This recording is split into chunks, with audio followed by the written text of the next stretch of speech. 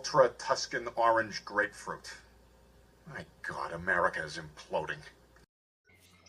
Hello, everybody. Welcome to another episode of Fanzone. We are in round number 2 of the tournament. Deep in, and by deep, I mean 3 matches in, because there's only 4 matches in round 2. But we have a very exciting match for you today.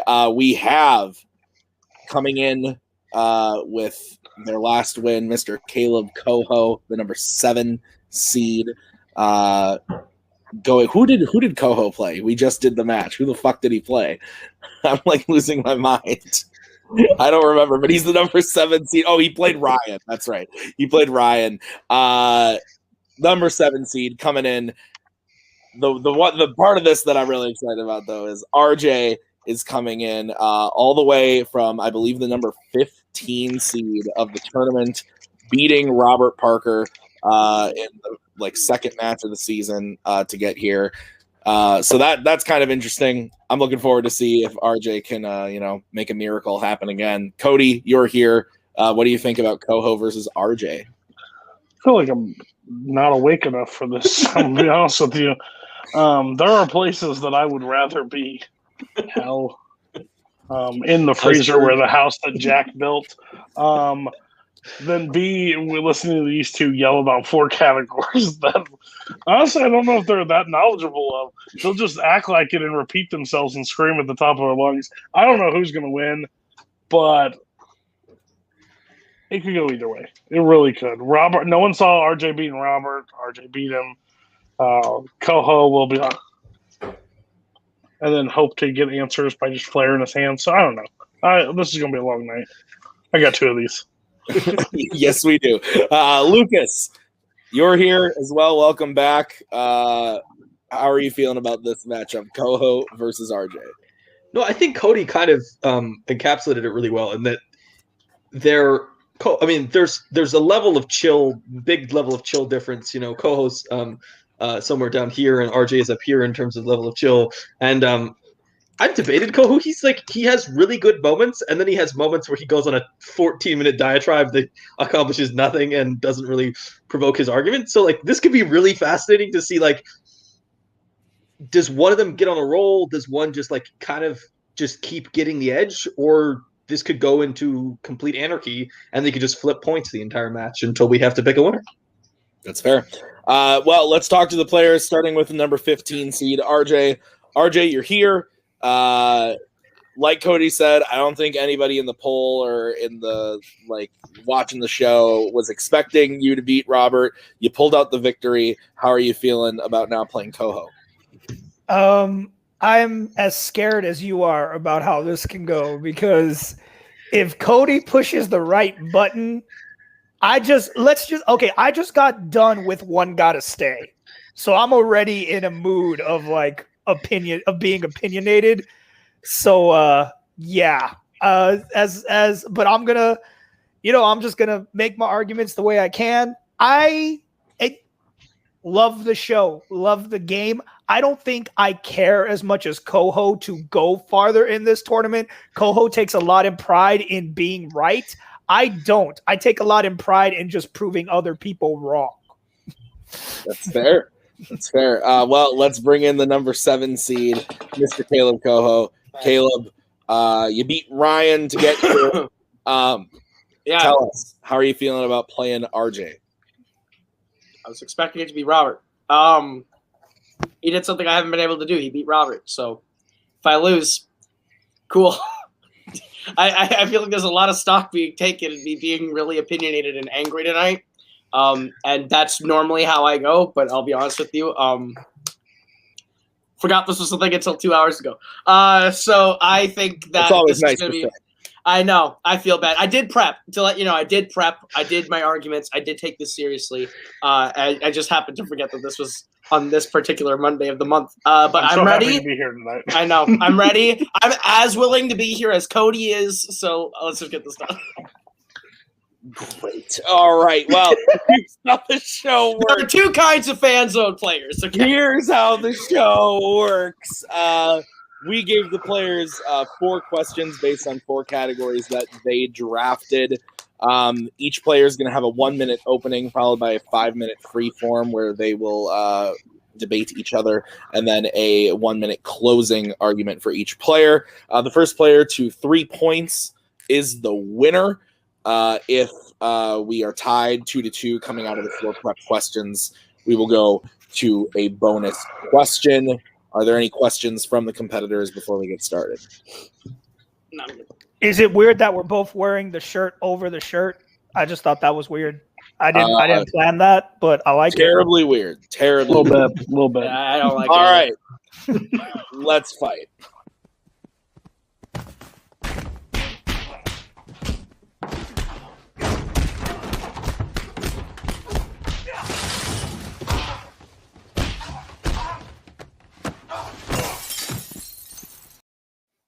All right, guys, your first question is going to come in the category of music/musicals. This was drafted by Mr. Koho.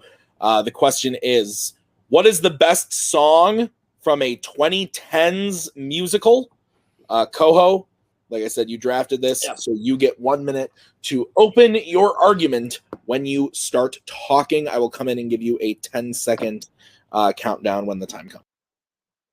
It's as much of a shocker that I drafted musicals as it is that I picked a song from La La Land as my answer. Audition, The Fools Who Dream is one of the best, if not the best, song from a musical this decade because of the way it moves the story forward, what it means for Mia Dolan as a character. It fits so well into that movie, into that story. It's that sort of crescendo of emotion in that movie. It gets her to that point where she shows how well of a storyteller she is, how well of an actress she is. It defines that character in that movie and her abilities and skills and her dreams and her goals in one song, all while talking about someone who meant so much to her from her past. It's such a beautiful song. It's such a beautifully performed song, especially in the context of the film. So much so that we get a little bit of a callback in it in the final dream sequence that is equally beautiful. And if it were a song, I would have chosen it. But Emma Stone is fantastic. She won the Oscar for a reason. She's amazing in this movie, and this song is the reason why she won Audition. Time. All right. We will bring in Mr. RJ. RJ, 1 minute when you start talking.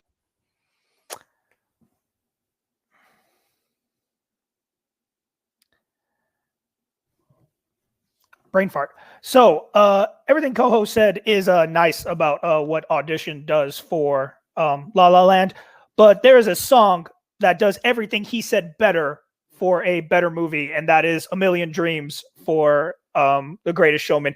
Does everything exactly Koho said for La La Land, but better. It sets up for the character, not only the main character, but his wife. It sets up the story really well. This story about living the dream, this story about being something better, being something greater than what you are.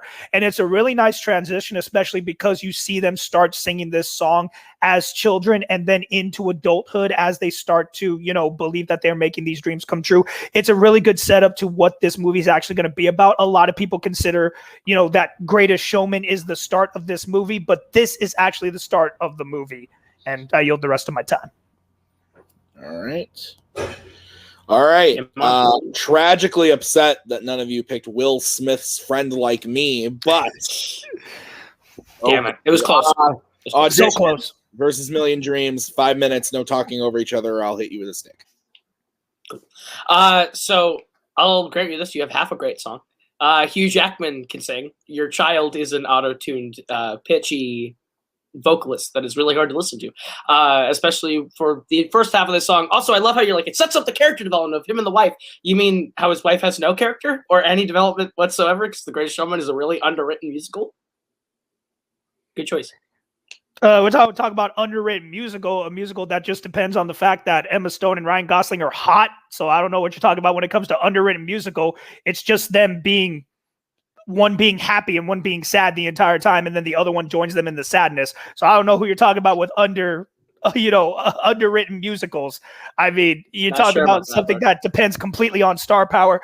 But no, A Million Dreams is just a nicer song I would like to listen to. It sets up, and you talk about, something that comes back later. You get that callback when they actually sing it with their daughters. It's really nice. It's just, I personally think that it just does a better job of setting up the journey that the character is going to go on. What actually sets them up, why they're there. The Lion, the Witch, and the audacity of this bitch to say that Hugh Jackman's musical is not a star power driven musical.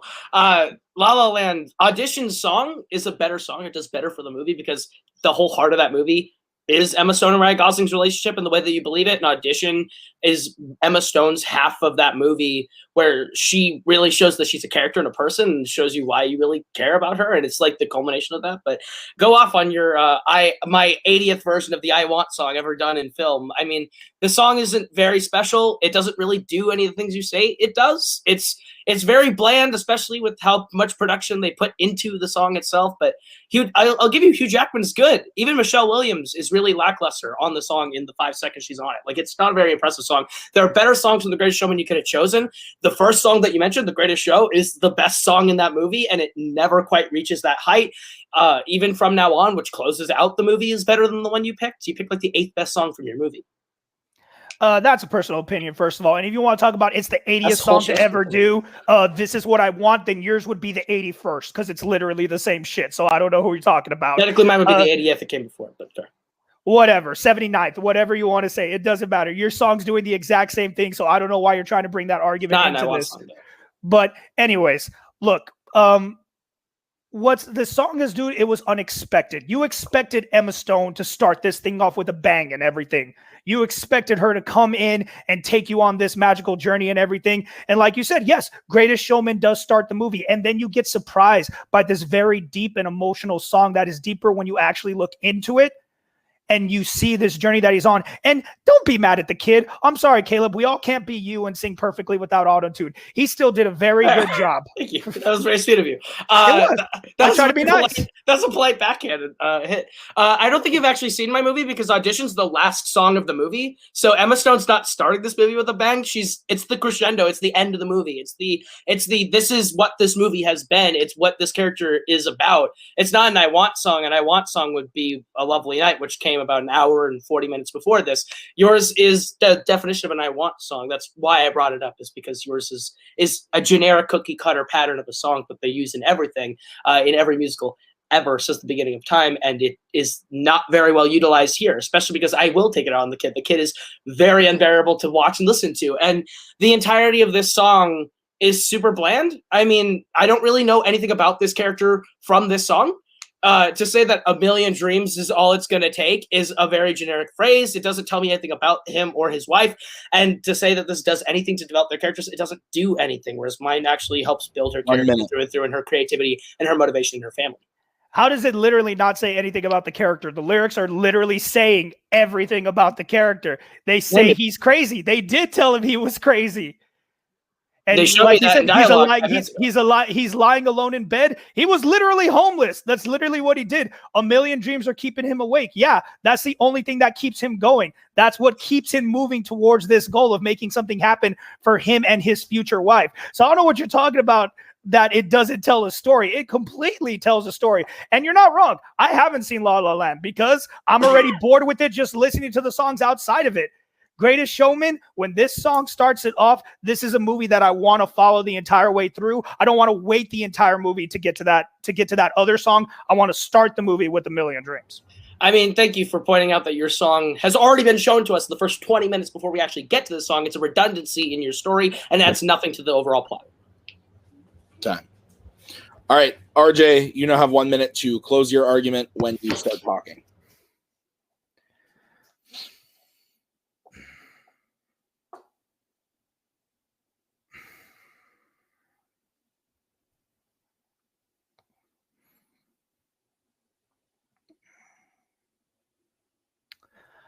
Look, Kaleb can say all he wants about crescendos and everything. It's easy to say your song is the best song when, yeah, you're the final number. The final number is supposed to be the best song. So it's very easy to say that the best song is always going to be at the end. But when you have a strong song that actually tells your story, that tells you the journey you're about to go on with this character, as good as A Million Dreams, you have to notice how, like he said, a lot of people don't consider this the best song, but it is the hidden gem in this movie. It is such a beautiful number. It's so well put together, especially when you follow the transition from when they are young to when they are old.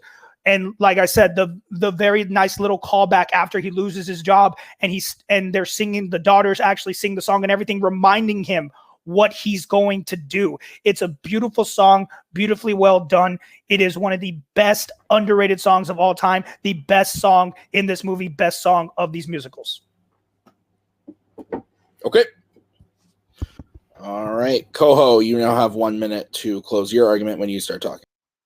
RJ, if you wanted to pick the reprise, you could have picked the reprise. You've talked about it 8 times, and it is better than the actual song you picked. A Million Dreams, you say it shows the transition. It's one quick cut. It's one quick cut, and all of a sudden Hugh Jackman is here, and the song instantly gets a little bit better. But the thing is, the song, you pointed it out, is a redundancy. They already showed us everything that they want you to say in the song as a story. It's been in the first 15 minutes, and it adds nothing. You could have cut it for runtime, and we'd have missed nothing.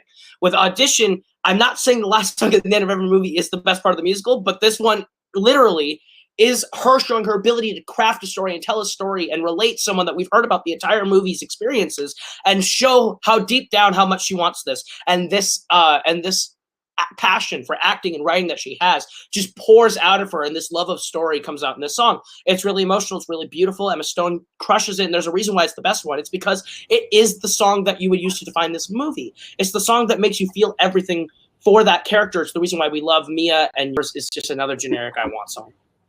Time. All right. We will bring in lay judges. Probably grab my board.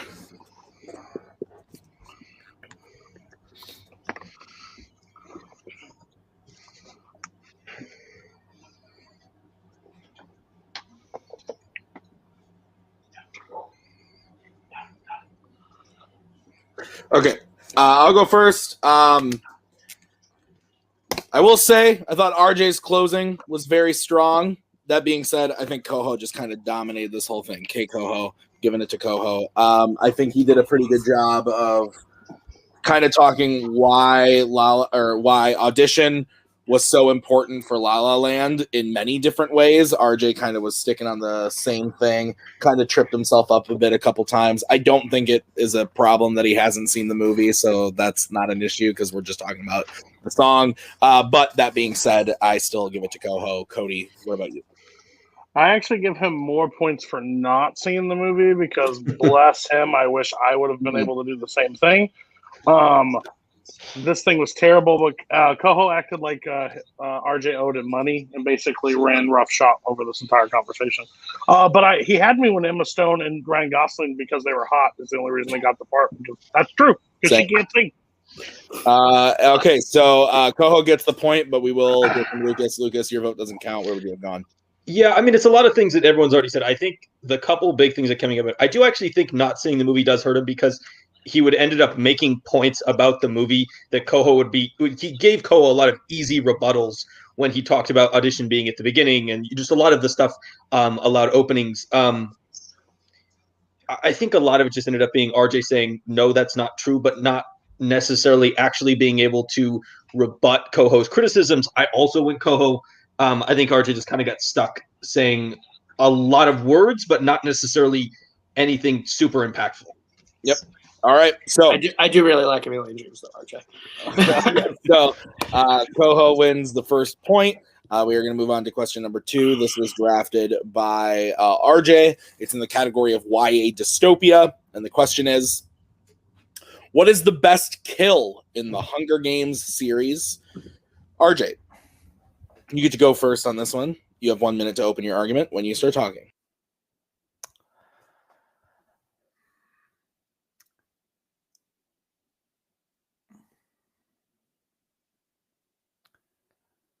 So in a movie a franchise where a lot of people die and there's a lot of different ways people die, I got to go with the best one comes from the most shocking, the most out of nowhere, the most skillful kill, and that's got to be in Catching Fire when Joanna kills Kashmir. And I'm not going to lie, I'm going to save the rest of my stuff for the actual debate. I yield the rest of my time. I was mid-pizza chew. I was not expecting this. Okay. I apologize. RJ, yielding about 35 seconds. We'll move over to Koho. Koho, 1 minute when you start talking. in a franchise with memorable kills and non-memorable kills with a lot of murders, I think the one that stands out above the rest is the one that impacts the story the most.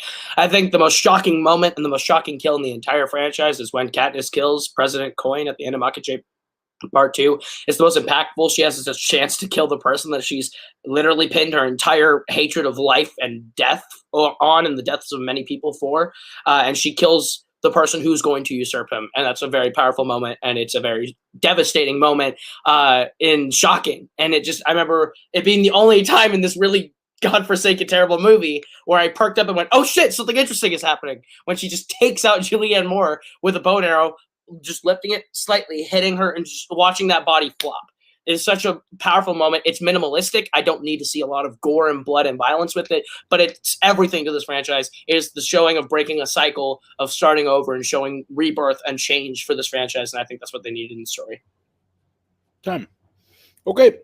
So 5 minutes of freeform. When one of you starts talking, don't talk over each other. Go ahead.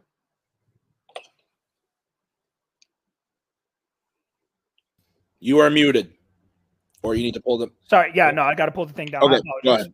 Yep. Right, no, yeah, you want to talk about most impactful and go for the easy answer? Sure, like that. But if you talk about that was the best kill and you didn't see that coming, then you weren't watching the movie, because we knew about 20 minutes before that she was about to kill that bitch, because she did feel some sympathy for Homeboy Snow. I don't remember his fucking name anymore anyways. But Homeboy was already going to die anyways. Homeboy was going to die.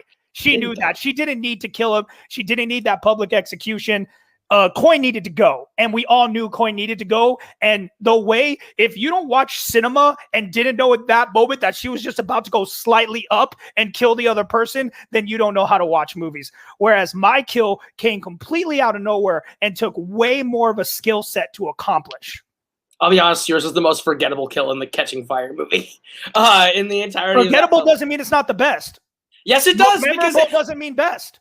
Yes, it does. Because if I don't remember your kill, then it obviously can't be the best, because there's nothing special about it for it to stick in my brain as something that's worth remembering. I think the Catching Fire movie has way more kills worth remembering. The fucking Mags walking into the fucking gas is more memorable to me. That's a more impactful death and kill. It's not someone physically stabbing another person or anything, but that's more memorable to me. And that's a better kill in your movie, a more impactful kill in your movie. But for me, I mean, sure, maybe it's telegraphed as fuck, but I mean, Snow does not die in the Hunger Games Mockingjay Part 2. She lets him live. He does not get killed. She was the executioner. So she chose to let the guy. Anyways. No, he wasn't. No, he was not. And here's the thing. Snow does not get killed by Katniss, and that takes a lot of restraint, and that shows a lot of growth in that character to avoid taking an easy kill in vengeance, and instead freeing the entire country of Panem from having a repeat in the future. It's very powerful and very impactful from that one scene. I think that's more memorable in the entire franchise. No, like I said, you have to look at best kill with the skill it had to take. Look, all Katniss had to do was pull the bow back and literally aim at a target that had nothing around her. This chick literally had her arms open like, shoot me right in the fucking heart. Whereas this kill, you got to remember this scene. The careers had them on the ropes, actually snuck up on them. Actually had them cornered. And when Katniss had her back turned, the one you say had the most best kill, when she had her back turned and was about to die, Joanne pushed her out of the way, took a full-size axe. Let's talk about that real quick, because anybody can tell you right now, Tomahawk takes some skill, but when you can do it, it's easy. It is not easy to throw a full-size axe with the accuracy of about only 6 feet away to get it to spin with enough momentum that you actually land that blade right in the freaking heart. The skill level it takes to land that kill automatically makes that the best kill this franchise has ever seen. Every other kill in it took almost no advanced skill whatsoever with the weapons that were presented. Katniss, she's a hunter. She has to know how to use a bow. She did a really good job at it. Finnick, great with a spear. We knew he was great with a spear. Homeboy looks like fucking something out of Atlantis. So anytime that dude threw his spear, you knew he was going to get the kill. When freaking Thrash crushes Clove up against the wall, you know it's going to be good. When you get that kill out of nowhere, That is the best kill. Joanna is from the lumber district. Of course she can use an axe. That's not... If we're going to say that Katniss using a bow is unimpressive, then Joanna using an axe is unimpressive. The thing is, Kat, you're like downplaying the fact that she's 100 feet away, far away, and has to nail a kill shot direct to the heart. That is a small target from 100 feet away. She is an accurate bow hunter, and that is an impressive shot for an accurate bow hunter, and it also matters more in the entire scope of the franchise. It's more memorable. It's a better kill, a better moment in this franchise. I don't remember your kill, and honestly, at the end of the day, your kill means nothing. Your kill is a random occurrence in the middle of a giant battlefield with a bunch of other kills that doesn't stick with you. It's not even it's not even the best kill in your fucking movie. That's the issue. Catching Fire has so many kills happening, so many, and that one gets completely lost in the shuffle because it's not that good. A lumberjack throws an axe into someone's shoulder and they fall into water and get crushed by the clock. Good for you. That is a totally fine kill. But Mags walking into gas in your movie, better. Finnick killing people with a trident, better. The thing is with Coin going down from a bow and arrow, if it was the most impressive kill, sure, you might win, but this is best. And I think best also qualifies its impact into the story. And I think that Coin getting taken out by Katniss to break the cycle has some weight in this argument and impact on that kill and making it memorable and one of the best kills in the entire franchise. No, you're talking about being a lumberjack and actually throwing an axe takes two totally different skill sets. So that is ridiculous that you think anybody can throw an axe like that. All right. Koho, you get to close first. 1 minute when you start talking. I realize we're arguing the most skilled kill. My thing is best kill to me means, yes, it's a well shot, well choreographed thing, but I think it also has to matter some bit into the story. It has to factor a little bit into the impact of the story. Impactfulness has to have a little bit of play into when you're determining what the best kill in this franchise of thousands and thousands of kills is. And I think that Coin, who is the symbol of the future and would be just as repressive and maybe worse than Coin, getting shot by the face of the future in the rebellion, who had installed her in her place, getting shot from 100 feet in the heart with the bow and arrow, when she could take out the guy who has killed almost her entire family at this point and has tortured her for years and put her through 2 Hunger Games, is right there for her to kill. It would have been satisfying and endful, but she takes out what's good for the future. She takes out the future President Snow. I think that's a better kill, a more impactful kill, a better done kill than this forgettable fucking kill from Catching Fire that's like the 20th most memorable one in his own movie. Time. All righty. RJ, you now have 1 minute to close your argument when you start talking.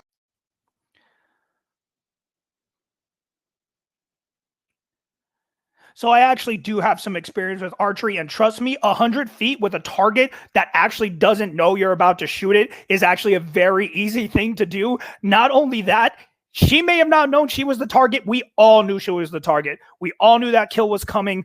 Like I said, most impactful, sure, not the best. You got to go with best. Who gave the best kill? Who showed the most impressive use of their skill? Like I said before, just because you're a lumberjack does not mean you could throw that axe. It means you can swing that axe. It doesn't mean you can throw it. The skill it takes to only be 6 feet away and make that axe spin enough to get that kill, that is skill. That's what makes it the best kill. And you want to talk about had no effect on the story? That was the moment Katniss knew she could trust Joanne. That entire movie, she still didn't trust that girl. That girl always looked like she had something going for her. She pushed, not only pushing someone out of the way and going straight into that throw, showing her skill was good enough to even go up against someone as skilled as the careers. That is what makes that the best kill of this entire franchise. Time. Okie dokie. Bring in them judges. Can I ask a clarification from you, Tim? Because I've never actually asked this question. Yeah, go for it, buddy. Can fact checks be brought into anything? Absolutely, because I was going to bring one up. So okay, thanks. That's what I I'm just want it to be brought up to go towards your argument. Well, my thing is if I have outside, I know the film, and somebody just tried to paint a different style of the movie that's not existent. That doesn't make sense to me. Oh, I have no. Well, because if I come on here and say Goodfellas and all the players are redeemed and they're all happy and they all go to heaven together and they all dance on top of it, and you've never seen it, but the judges have no clue.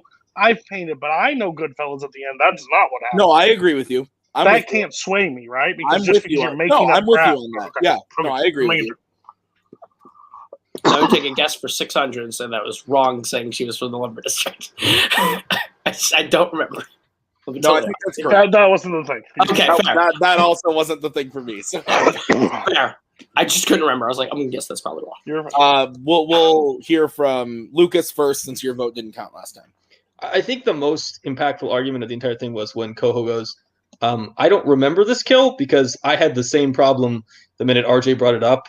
I think what really sunk RJ's was he brought up a kill that is not front and center in the movie, and then didn't explain why the kill is awesome until like more than halfway through his argument. At which point, I think Koho had really taken the entire argument and said, we're fighting it on my terms, which is most impactful to the story, rather than coolest or most impressive. And I think by the point RJ even got into why it was so impressive, I think Koho had kind of already taken the cake. So I would go Koho. Okay. I'll go next. I actually went RJ. I went RJ. I thought RJ's whole thing of best, literally the straightforward way of the skill it takes to do the kill. I thought he tore down Koho's actually pretty well by saying that this shit is so telegraphed. Koho's whole opening was it was this most surprising thing that happened in a boring movie, and I thought he tore it down really well by being like, no, it wasn't at all. And my fact check thing was, I believe Snow does die. He just gets like eaten alive by all those humans that come and attack him right there. But that didn't impact my decision at all. So I give it to RJ. So Cody, you get to decide it. So this was never fought on the correct terms whatsoever. Wasn't best. One was more skilled. One was more shocking. One was rememberable. What was it? I just took it down to who described their kill to me. And I guess because I've deep cut wrote for Catching Fire twice now in my life, I remember Joanna's kill very well, and I think that's very cool. But the fact check that I have to bring up is Snow that's why she doesn't do the kill, because he is dying. Like that's the entire speech before, and him coughing on the white rose. That's the whole. She knows she's not going to waste the arrow on him. But I went with RJ because he talked. Koho set it up in a certain way of surprising as his lead, and then RJ just ripped it to shreds and said, "If you don't know how to watch cinema, if you didn't know that she was dying at that point." So, and to call Hunger Games Mockingjay Part 2 cinema is quite a that's a stretch in itself, quite the statement. But anyway, so RJ wins point number 2. We're moving on to question number 3, which was drafted by Mr. Koho. It is in the category of Star Trek, the thing he's been watching since he was a wee lad. The question is, what is the dumbest moment in an original Star Trek movie? I love this. This is great. So, Koho, you get to start 1 minute when you start talking. I think dumbest is like unnecessarily dumb. Star Trek can be really fucking dumb. There's, especially in the original 6, there are moments where you're just like, what the fuck are we doing and why is this happening? And I think there's none more dumb and just unsettlingly dumb than having Uhura come out and dance naked in the Final Frontier as a distraction to a bunch of people. I'm sorry, 60-year-old fucking Nyota Uhura is fucking dancing with leaves, buck-ass nude in the dunes on Nimbus 3 for no fucking reason, and me sitting here going, I'm good. I don't need to watch the rest. William Shatner must have had like some like really deep-seated desire here, because it has no point to this movie. It serves no point whatsoever. You could have done something totally different. It's a stupid, dumb decision that adds nothing but horror and terror to the history of the Star Trek franchise. And it's just disturbing in every possible way. I'm so sorry to Sheldon Coles you had to go through that. Time. Holy shit. All right. RJ, you now have 1 minute to open when you start talking.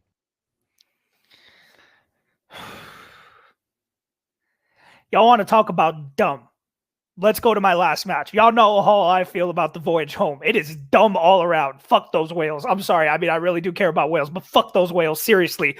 That whole movie is dumb, but if you're talking about the single dumbest moment they could have done is when a man who is Captain Admiral has held all the highest ranks in this Federation that we've done all these space explorations, And literally his best friend just told him 10 seconds ago that this creature is extinct, meaning it no longer exists, has the audacity to ask the question out loud, can we find it on another planet? What the actual fuck are you talking about? I'm done. All right. Whales versus nakedness. Nudity. One of you starts talking. All right, look. That I'll be honest with you. That's actually a very reasonable question to ask because Spock tells them they're extinct on Earth. He's been told that they're extinct on Earth. There's no reason that these people who live thousands of years after where we live, or hundreds or whatever centuries after us, wouldn't know that there might be humpback whales on other planets. Or creatures that are comparable to humpback whales on other planets. That's a valid question to ask before they're about to fucking go hundreds of years in the past to bring something to the future and fuck with the time stream continuum. I'm sorry. I think that's a very valid reason to ask. But here's the thing. With the Final Frontier, tell me the necessity of Uhura dancing naked with palm leaves on Nimbus 3. Go ahead. I will actually tell you the reason. I am more than happy to tell you the reason. There's two actual reasons. The behind-the-scene reason, you're not wrong. Will Shatner did have a creepy crush on her. That's one. Reason number two, you literally said it. It was a distraction. Was it a reasonable distraction? No, but it was a distraction. It distracted you. It made you stare at like, this is happening. This is actually what's going on. I can literally do anything behind my back because it's weird, but I can't look away. Whereas you could say all you want about like, oh, it's reasonable that he would ask if it was on another planet. If it was on another planet, we wouldn't say it's extinct. The answer would have been, it is extinct, but this. For years, whenever in any Star Trek lore, TV show, movies, I don't care what you look at, when have they ever said, yes, there is proof that there are Earth species on other planets that exist on this one planet?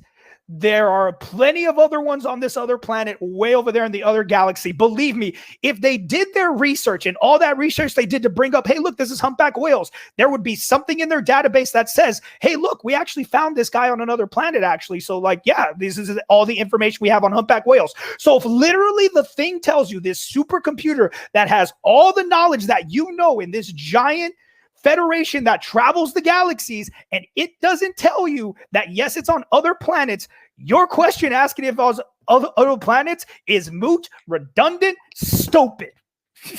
Spock is half human.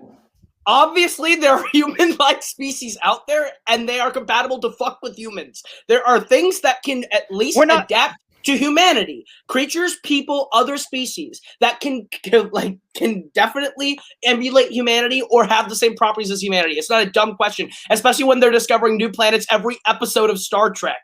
There's infinite planets and infinite galaxies in the infinite universe. It's not a dumb question to ask. That's out of the question. You're right. It's a distraction. It's a dumb distraction that they could have written literally any fucking thing else. But William Shatner is a horny 60-year-old going, let me see her naked. It's an indefensibly dumb distraction that they put in this movie that serves no plot purpose. Yours, at least I can understand where Kirk is coming from when he asks that question. No. Once again, no, there's no point because you're right. There's millions of planets, all these things they discovered. Anywhere in the lore have they ever told you, oh yeah, we found a similar Earth species on another planet? No, there is no precedence ever presented in Star Trek lore that gives you the audacity to ask that question. And you want to talk about he's half human? His mother is from Earth. Yes, and she's from the Romulan or Vulcan. Yes, that is another humanoid. That is another humanoid species, not a creature. That is a totally different thing. Fucking a Vulcan does not give you a humpback whale. Hold on, you want to talk about it serves no purpose. Once again, it doesn't matter how dumb you think it is. It did serve the purpose of what it was there for. It was a distraction. It was a distraction. You could say, but you could say, it doesn't matter how dumb you think it is. It doesn't matter. You keep arguing that it served no purpose. It did. It was a distraction. It was a distraction. You just said it was for Will Shatner. And it was for fan service. what fans wanted that. Okay, first of all, what you just said was it doesn't matter if it seems like it serves no purpose. It serves a purpose. Your literal argument here. Kirk doesn't know if it's on other planets or not, especially because we are learning about new planets every day. If there are alien species who can procreate with humans, who's to say that there aren't species on these planets that can emulate human Earth creature characteristics as well? That is a completely valid thought. Because according to their plot, it wouldn't have mattered. Even if there was some comparable thing out there, they literally said only a humpback whale can do it. They have advanced computers that could have watched the sound of the humpback whale. It doesn't matter. If we don't find the exact humpback whale, comparable is a mute argument. It doesn't matter. It had to be a humpback whale. It didn't have to be, hey, look, on this alien planet, there are these whale-like creatures that are pretty close to a humpback whale. No, it had to be a humpback whale from the planet Earth. They're extinct. They're not on other planets. They're gone. They're dead. The computer told him that they're gone. We didn't know that until he asked the question. They're all gone. We didn't know that until he asked the question. That's your valid point. Him asking this question is exposition. Oh my god. I will say that I think my new favorite line ever said in multiplex history is fucking a Vulcan doesn't get you. I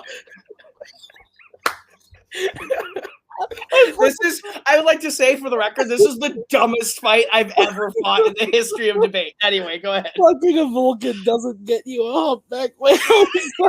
Genius. Okay, I'm sorry. RJ, you get to go first. You have 1 minute to close when you start talking.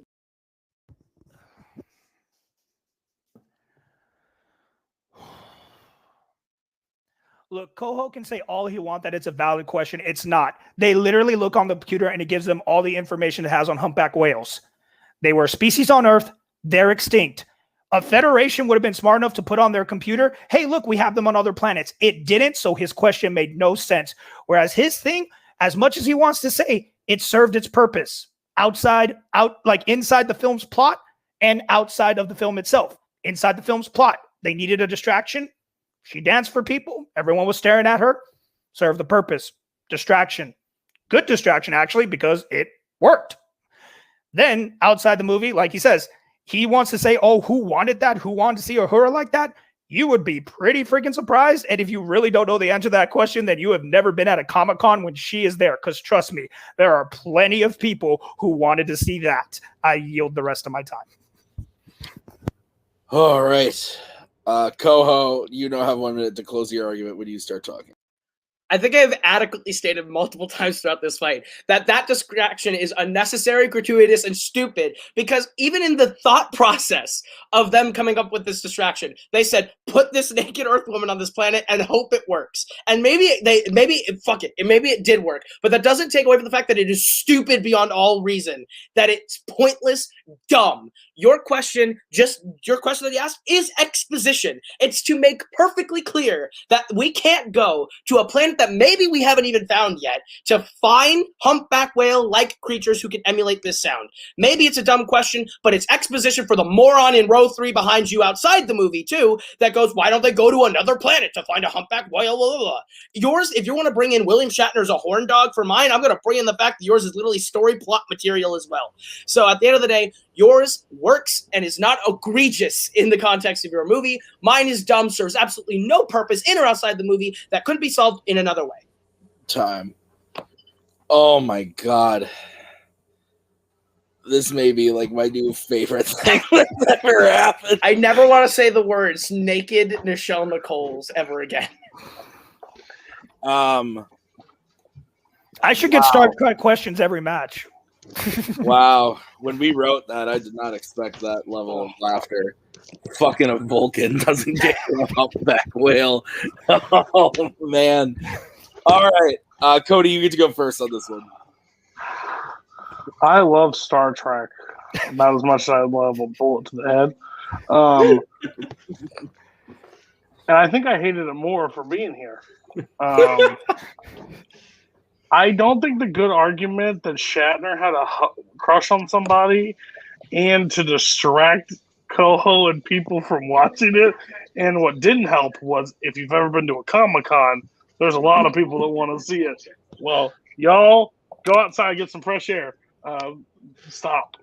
It's Koho, please. I know we're never talking about dumbest moment in Star Trek because there's a lot apparently. I don't know. Yeah. All right, Lucas, you get to go next. I'm never going to a Comic-Con. Just as a Same. joke. Same. I feel like inadvertently RJ kind of made the point for Koho because every time they talked about Kohos, it was like, oh, okay, that doesn't make sense when asking that question.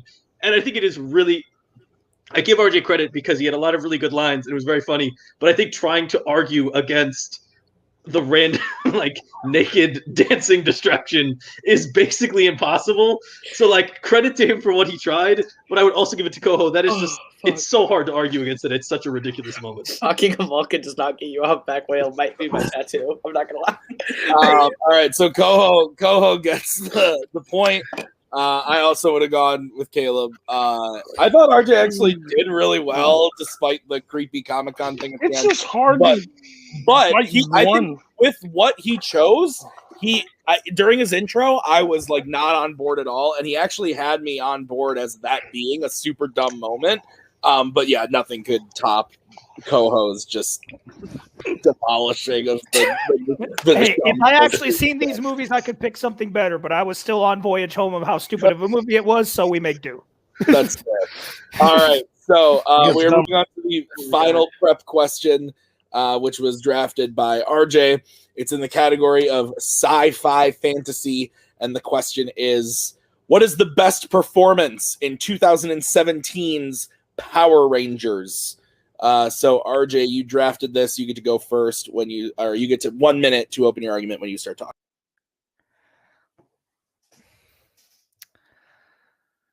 Look, all I got to say is for future reference and for past reference, all the best actors that come out of Power Rangers are named RJ. And in this movie, it is no exception. It is RJ Kyler, who played Billy Cranston, was the best part of that entire film, first of all. And the performance he delivered was very memorable. It was very truthful, and it was very sensitive to the subject that they were covering, which I'll get into later into the argument. But yeah, there's absolutely no question that he put in the best performance of that entire film. And I yield the rest of my time because the rest is just argument. All right. Lots of time being yielded this afternoon. Koho, have 1 minute to open your argument when you start talking. Power Rangers is ass. This movie's terrible. And there's no great thing in this movie except for Naomi Scott, who is great in everything she has ever been in. This woman walks into this movie for a paycheck and delivers a performance where you actually give a fuck about this character. She ends up being the Pink Ranger. She's honestly the leader of this team if we think about it. She's the only sensible human. Why the fuck is this jock played by Dacre Montgomery the leader of this team? Naomi Scott's the smartest one. She's the most logical one. She's the most human person on this team, and that comes entirely from Naomi Scott, who shows more than just one shade in her character. She gives layers in everything she does. The way she talks to each character indicates she has personality. Like Becky G and everyone else in this movie are sleepwalking. Naomi Scott came here for a paycheck and delivered one of the best performances in this movie. This the best performance in this movie for a reason. She is the heart of this movie. She's the soul of this movie. She's the only great thing in this movie. Good for her. Power Rangers ass. All right. 5 minutes freeform when one of you starts talking. First of all, you say another unkind thing about this movie, I'm going to come over there, I'm going to rip out that Pink Ranger hair you got on Krispy right now Kreme and shove it down your throat. First of all. Second of all, you're right. She did it for a paycheck, and you can clearly see it in her performance because all she did was give us an updated version of literally who Kimberly was in the 90s. That's literally all she did. She walked in and went from a valley girl to a small town girl who wants to get out of town. Oh boy, we haven't fucking seen that before in 20,000 movies. Whereas you bring in RJ Kyler, someone who was actually passionate about being part of the project and was able to take this character and make him more than he ever was in the original series. Hi. I don't know if we watched the same movie, but your guy just played a nerd. He played a nerd. It's not her fault that the script is so shitty that they write her as, oh, you're just a valley girl, whatever. She comes in and plays that character better than the script writes for her. She comes in and she shows this level of dedication and emotion to the part she's playing where she's just kind.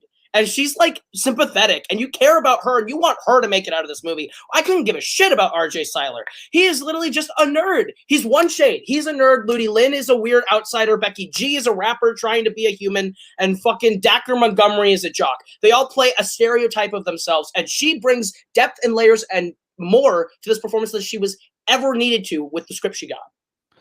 First of all, you want to say she was nice, her character?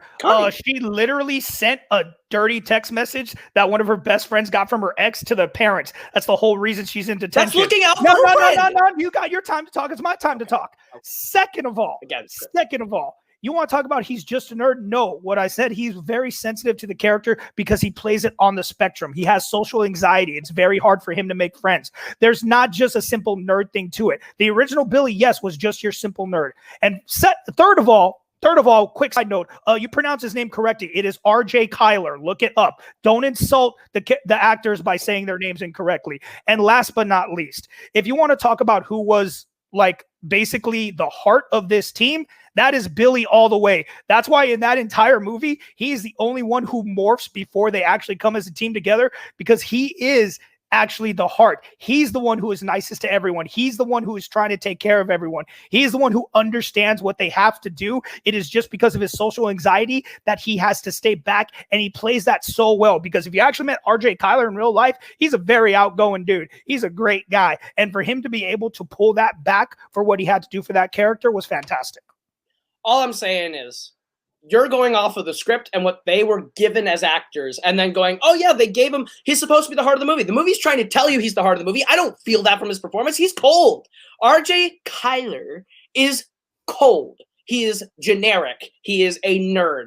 I'm sorry. If that's something he was trying to convey, I didn't get it out of his performance. He wasn't doing a good job. Naomi Scott is the only one of these five that I care about based on the way she acts. And yes, while the script has her do that at the very beginning, it's because deep down she's looking out for this friend. She cares a lot about this friend and is trying to help. She's going about it in the wrong way, but she cares deeply for everyone on that team and outside. And that is why she's the most interesting character, because she actually cares about people. She shows it. She's the only person showing you any of this information in this movie. Your guy is being told, we're being told this in telegraphed lines of dialogue. RJ Kyler does not show this in 1 ounce of this movie. Naomi Scott does. Oh, you're clearly watching the wrong movie, because if you think she the turned in that photo for a friend, no, that was pure vengeance. I don't know what movie you're watching, but even when she confronts her friend, that was pure vengeance. That was pure, I am getting back at my ex-boyfriend, and I'm getting back at you for sleeping with my ex-boyfriend. Homegirl broke his tooth. So I don't know what you're talking about, that she's all this little thing. Once again, you want to talk about she was looking out for someone? No, she was looking out for, number one, herself. Don't get me wrong. She follows that character arc that she learns not to. But like I said, it doesn't matter. And you want to talk about, oh, they telegraphed that he was the heart? No, they totally tried to telegraph Dacre into that role. They totally want Jason to be front and center, all about him and everything. And not only that, the best performance that you can put into a movie is honestly, especially a movie like this, is that awkwardness of being presented with this kind of power. The fact that she's one of the characters, she's like literally the only character who's like, oh, I totally got this from day one. That's not what I want to see. I don't want to see someone who's just like, oh, straight up, oh yeah, I got this. I can already fight and everything. I'll do this. Bullshit, you're about to do that. I'm sorry that she actually is capable. This movie, they're all capable. You need to watch their training footage, because basically Becky G's all not those pretty guys capable. did waiter. RJ Kyler's not We're capable. not talking about Becky G. Not talking about Becky G. Strike it from the record. Koho, you have 1 minute to close your argument when you start talking. He keeps trying to convince you that RJ Kyler is doing this magnificent Oscar-worthy acting, but this guy's just playing a nerd. I'm sorry. It's one-dimensional acting and doesn't add anything. If he's the heart of this movie, it's because the script really wanted him to be, and we don't get it. He morphs before everyone else? Cool. The script had him morph before everyone else. RJ Kyler's performance has nothing to do with the script. Naomi Scott gives me everything that I need out of this character. She's the only one interesting. She fucking broke a dude's tooth. That's sick as shit. I'm sorry. That I believe that Naomi Scott could go on this arc and this transformational journey to the end where I think that she's probably the most intelligent, kind, and caring person on this team, while also going into it the most capable. I'm sorry RJ doesn't like people who come in and go, oh, I'm capable. I've come from a rough background. I can handle myself. Sorry. I'm sorry RJ Kyler is a nerd and everyone else is playing one-dimensional stereotypes and Elizabeth Banks is fucking out of some sideshow. But Naomi Scott is the only character and the only actress worth her salt in this movie because she's the only one displaying any real emotion in this movie that is equal to her character. RJ Kyler is a waste of time. All right. RJ, you now have 1 minute to close your argument when you start talking.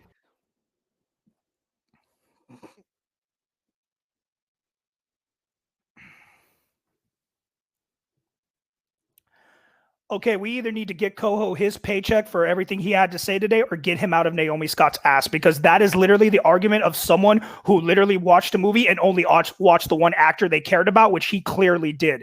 When you actually sit down and watch this movie and every character for what they are, yes, I 100% agree with him that some of the other actors did not turn in a great performance. I'm looking at you, Becky G. I'm sorry. You shouldn't have been the Yellow Ranger, but it's not about Becky G. This is about Naomi Scott versus RJ Kyler. When you watch this movie and actually watch it, not be like, oh, I got to watch Power Rangers, I'm just going to watch Naomi Scott. No, when you actually watch this movie and examine all 5 of these characters, you will see RJ Kyler puts in the most heart, he puts in the most work, he puts in the most character development that he did himself and put in the best performance that he could for this movie, and it blows every other single actor out of the water. I yield the rest of my time. All right.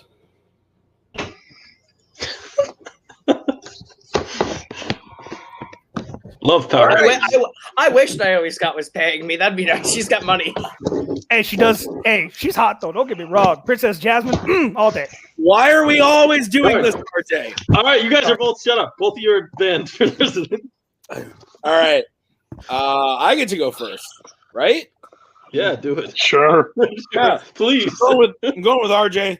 I thought RJ did a really good job of talking about why Billy was so important to the movie and why it was because of RJ Kyler's performance that pushed that forward and made that. Koho didn't really have a lot to me that stuck about why Naomi Scott's performance was special. He used the script thing a lot, but then all of the things that he said about her was stuff from the script. So it didn't really work for me. Cody, you get to go next. Yeah, I was probably a jerk in high school, but this would be a table that I would be like, shut up! No one cares about Power Rangers. I was a mean person in high school, but that's how I felt this entire conversation because I wanted to yell, shut up. This is the one with the Krispy Kreme, right? Yes. Yep. Okay. I don't think Koho has seen this movie.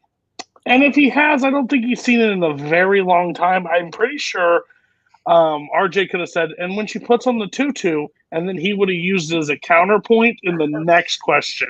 Because he said something about hit the guy in the tooth, and she's like, and that was his next point. She's pretty cool. She hit somebody in the tooth. So somebody's really passionate about Power Rangers, and the other person just doesn't know Power Rangers at all. I'm going RJ.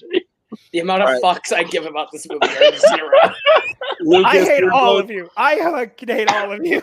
Lucas, your vote didn't count, but where would you have gone? I also do not care about Power Rangers and also don't like this movie. But yes, I actually agree with Cody. I think early on, I liked what Koho was going with. And then as the argument kept going, I realized more and more that he wasn't stacking a second and third layer on top of his argument. His argument was, he put his argument out there and it was it. And then RJ just kept adding on. And it was like, you're saying the same points at the, I would have also gone RJ. He put a paper out there. RJ just went, all right. I have not seen this movie since theaters. Okay, sorry. We are going to move on to the bonus question because we are tied 2-2 after the 4 prep questions. So here's how this is going to work. I'm going to say the question, which we have randomized, Cody and I. I will say the question once. I will then say it a second time. After I've said it the second time, you guys can say an answer. Whoever says their answer first will be going first.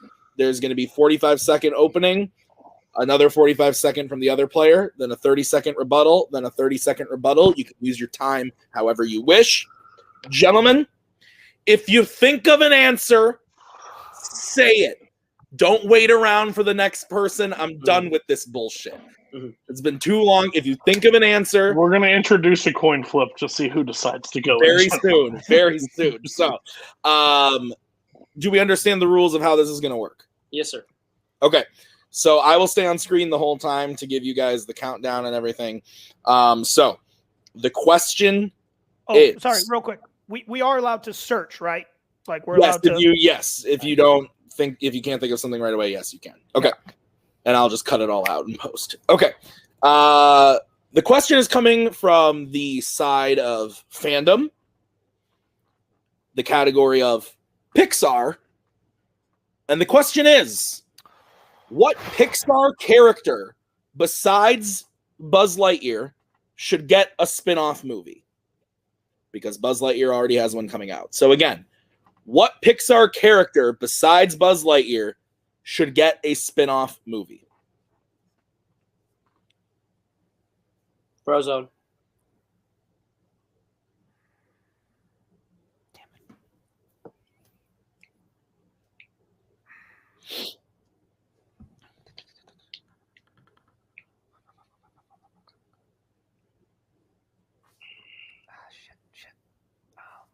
Mater.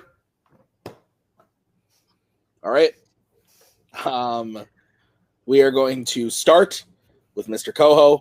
You have 45 seconds when you start talking.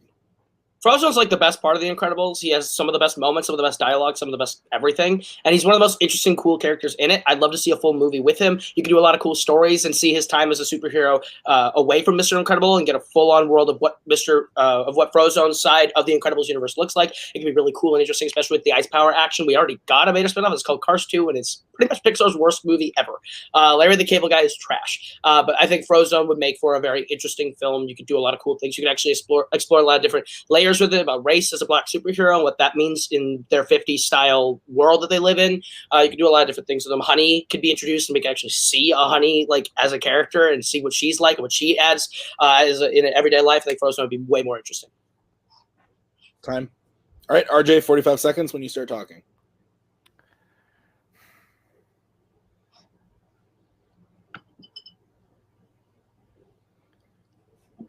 I'm sorry, but if I want to see a Frozone movie, I'm just going to watch the Marvel Cinematic Universe because Frozone is literally Samuel L. Jackson as a cartoon. That's exactly what he is. His personality is completely Samuel L. Jackson.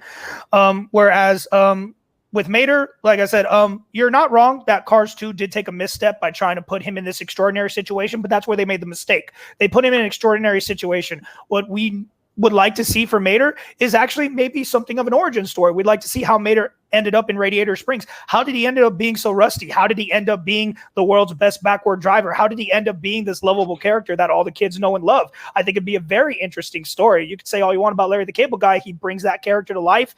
He is Mater. I think it'd be a very interesting story. Time. Koho, 30 seconds.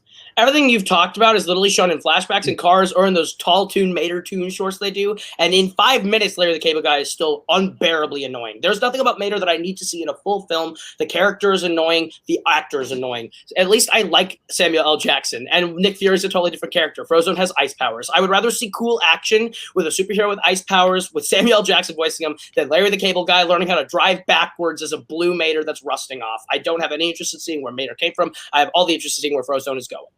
Time. RJ, 30 seconds.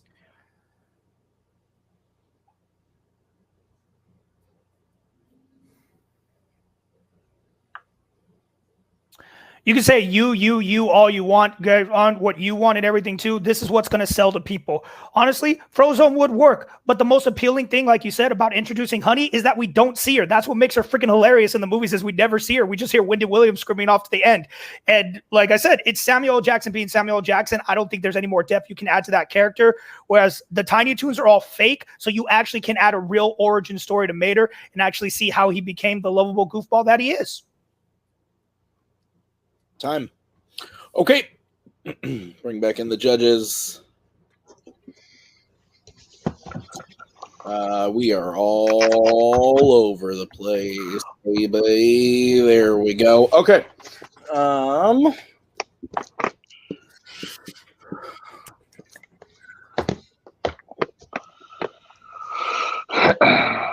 Okay.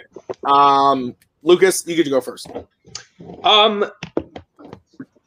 Two interesting choices. I think the arguments were well made for each. I think where this was decided for me was the counter arguments. I think Koho had some really good ones. I think the reference to the MCU didn't make any sense to me. I don't see how Frozone and Nick Fury are really related. Fury isn't a superhero, isn't the lead, isn't I don't know. That was one of the arguments that really I found quite baffling and didn't work for me. I would give the slightly into Koho. I think his counter arguments are just a little bit stronger. Okay. I'll go next. I also give it to Koho. I thought RJ's 30-second rebuttal was actually really strong. But yeah, that MCU thing didn't really work for me. But I thought his comeback about Honey and everything worked really well. But I thought Koho's whole thing about seeing where Frozone is going is a way more interesting concept than seeing where Mater has been. So he won it for me. Cody, your vote doesn't count. Where would you have gone? It was Koho, but I was sitting in the back when he picked Mater, which I think was the most bold strategy ever, because I hate that fucking character. But when I said, please, if you're going to argue this, please go Origin, and you went Origin, it just, the MCU thing, I agree with the rest of them. It just, I couldn't latch on. I knew where you were going with it. It just didn't hold on, because I think he picked your answer, if I'm being honest, and I think that's what ended up happening. So, but it was a good fight all around. All right. Well, that means your winner, moving on to the next round of the tournament, is Kaleb Koho. We're going to start by talking to RJ. RJ, you played a hell of a game. Tied, then going into the bonus round, you took it down to the wire. Really, really great match. I think you proved once again that you're not somebody to sleep on in debate. How are you feeling about the performance? Like I said, like I always tell you guys, for me, the main goal is always to make it to the bonus. I don't like getting knocked out. I don't like losing. You know, it went exactly like I like. I like winning my arguments at least. If I'm gonna make it to the last round, I at least want to win my arguments, which I did. I won both my arguments, so I'm okay with that. And for the first time, there was one where it was a clean sweep, which I've never had before. So that felt really good that I actually got a clean sweep on one. But let's be honest, it was Power Rangers. If I wasn't gonna get the clean sweep, one of y'all were hot. But no, I mean, like I said, Koho didn't pick my answer, but he picked a good answer. And it was really hard to try to think of another character, like you said, not Buzz Lightyear, that's going to get their own movie. And it was totally fair. Like I said, it was 100% fair because he is getting one. But yeah, it was just, there were so many movies and I didn't want to take up time. So I went with the first fart that came to my head and it just happened to be Mater. And I had to work with what I had.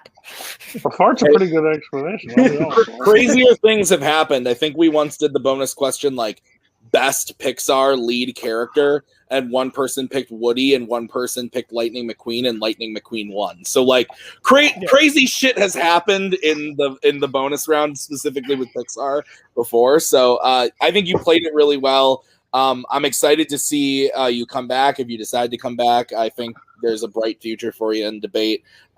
So great performance today, RJ. We're going to move over to Koho. Koho, you snuck out the win there in the bonus question. Moving on to the next round to play Amaru Moses. How are you feeling? I feel good. I didn't think I was going to win either of his points, to be honest with you. I just didn't feel very confident in my arguments for his.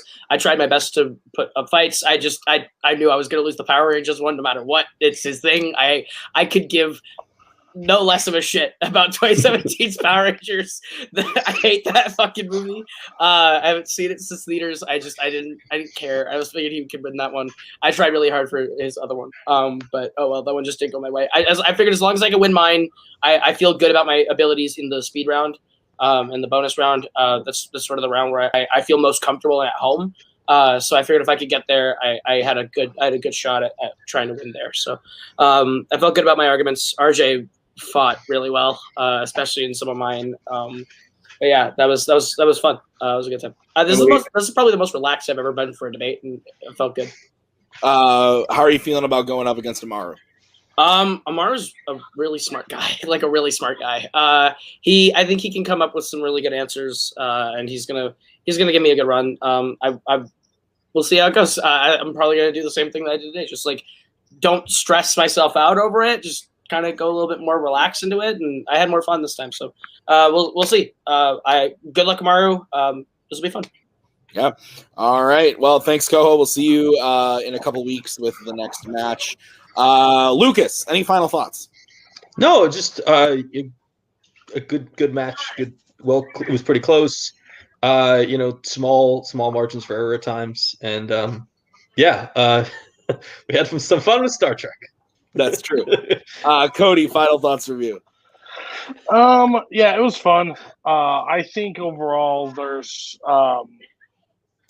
I think just they won their own arguments. Basically, they won the stuff they chose. I like when somebody can steal one from the other person or something like that. It makes it a little bit more interesting. But that's what happens when you get two people. They're like, meh, win, lose, meh, that's fine. I'm like, fair.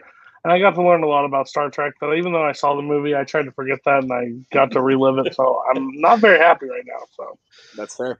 Well, guys, that's gonna do it for us here at Fanzone. Thank you to RJ. Thank you to Koho. We'll be back next week. We are weekly now up until Mayhem, so we'll be back next week with Kurt Kolakowski versus Andrew Barr, the final match of round 2 of the tournament.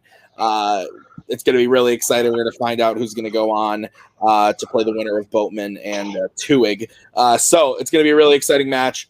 We'll see you guys very soon. And remember, just remember, fucking a Vulcan does not get you a humpback whale. We'll see you next time.